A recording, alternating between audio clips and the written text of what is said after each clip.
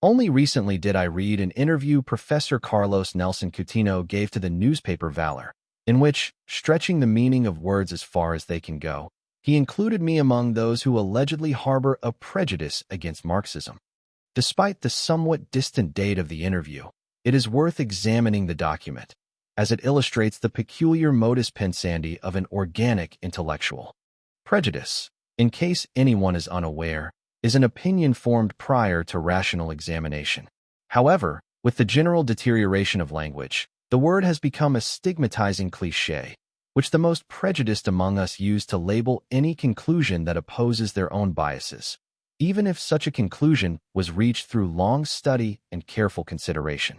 Professor Coutinho embraced militant Marxism at the threshold of his youth, before having examined more than a minuscule fragment of Marxist literature, and 4 decades later, he remains a Marxist without having acquired more than a peripheral acquaintance with anti-Marxist argumentation. I, on the other hand, having made a similarly premature choice, suspended my commitment a few years later and refrained from making political pronouncements for 2 decades while I weighed the arguments for and against Marxism with care. Eventually, I emerged from silence expressing views that contradict the youthful sentiments in which Professor Coutinho's personality, life, and neurons have fossilized. Between the two of us, it is obvious who the prejudiced one is. He, who has never written a line that wasn't retroactively designed to give an air of intellectual sophistication to beliefs he had already embraced, body, soul, and party membership card, before making any relevant use of his intellect. That doesn't mean he makes more substantial use of that faculty today than he did in the early days of his activism.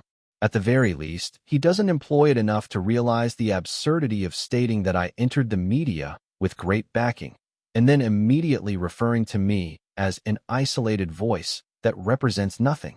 Either I speak with my own isolated voice, or someone who backs me is speaking through my mouth.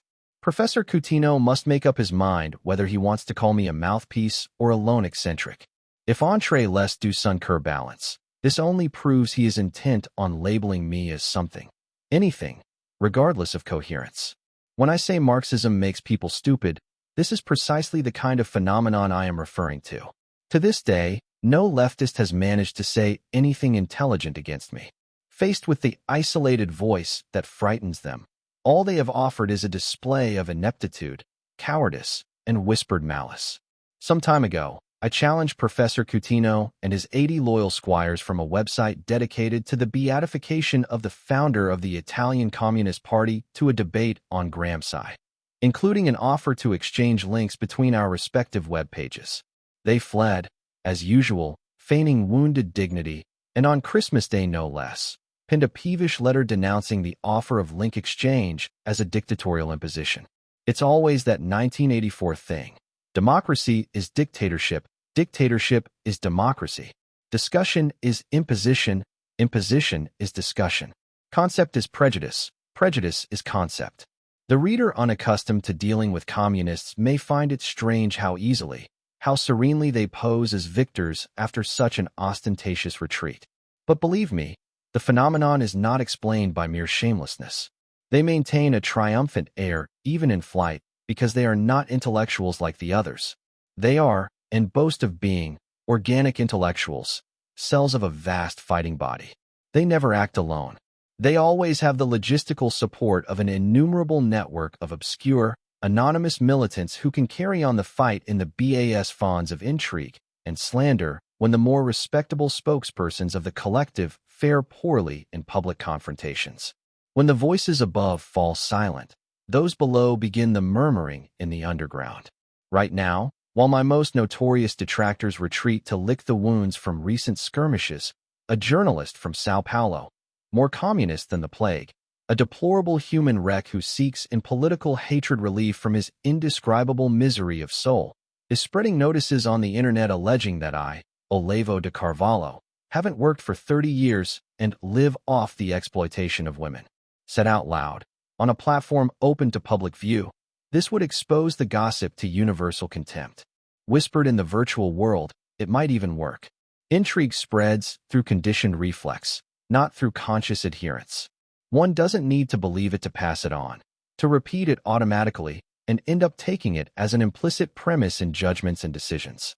The manipulation of mental automatisms becomes even easier in an atmosphere infected with collective hatreds and fears aimed at more or less distant targets, only known by hearsay. The leftist environment is the ideal breeding ground for that kind of bacteria. It's by always counting on this reserve background that the organic intellectual can feel victorious even in defeat. He loses, but the party never does. There's no use knocking one of these guys down in the ring. While you're receiving your medal, they've already ruined your name among the neighbors.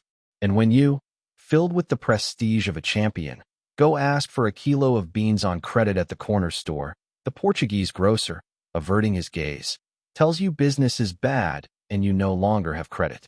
The most perfidious thing in all this is that the famous communist can always come out looking good, claiming he disapproves of the immoral methods used by his anonymous comrades.